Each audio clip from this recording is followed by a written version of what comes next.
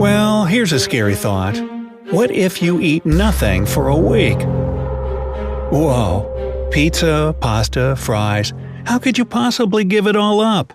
Without food, life seems to lose all its color. Plus, after a while, you sort of, croak. But what if you decided to quit eating for an entire week? How would your system respond? And is it as dangerous as it seems? We're going to answer all of these questions today. So make yourself comfortable, grab a snack – no, not really – and let's get started. But before we begin, alright, here we go. Number 1. Your body's response to not eating. Let's start off by figuring out exactly what would happen to your body if you decided to stop eating. The changes won't be sudden. Well, wait a minute, then why do they call it a fast? Beats me. You see, for the first 6 hours of your no-food period, everything's going to be just fine. At this point, your body begins to break down glycogen, which stores energy in your body.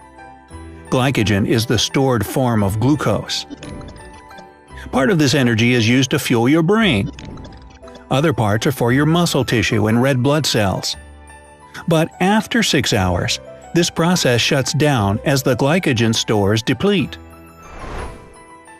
All these internal processes influence your mood too, and you become angry and hungry.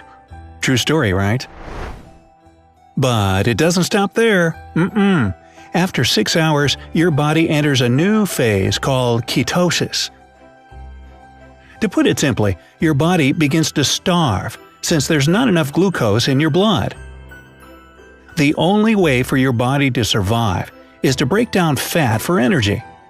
It sounds exciting, especially if you want to lose weight, but it's way more complicated than that.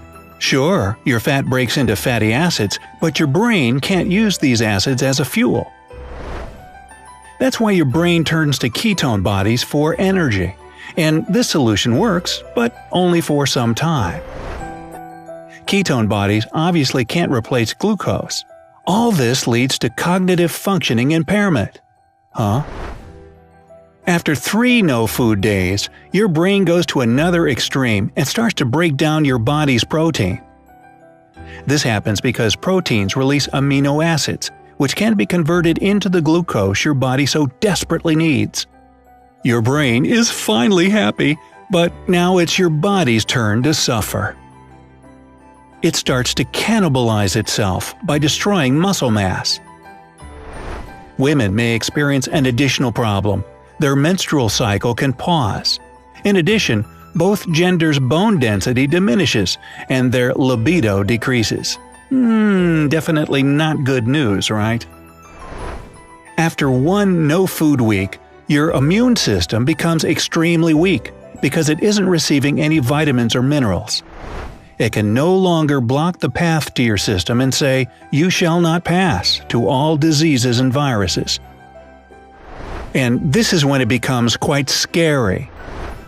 Many people can die from disease during this phase of their hunger strike. Their systems become more and more fragile each day as their bodies continue to use every energy source possible until there's nothing left. Such starvation may lead to death after almost a month or up to 70 days. The most common causes of death in such cases are cardiac arrhythmia and heart attacks, which happen due to the tissue degradation in the heart diaphragm. The duration of your life depends on how much water you drink and the amount of fat reserves your body has.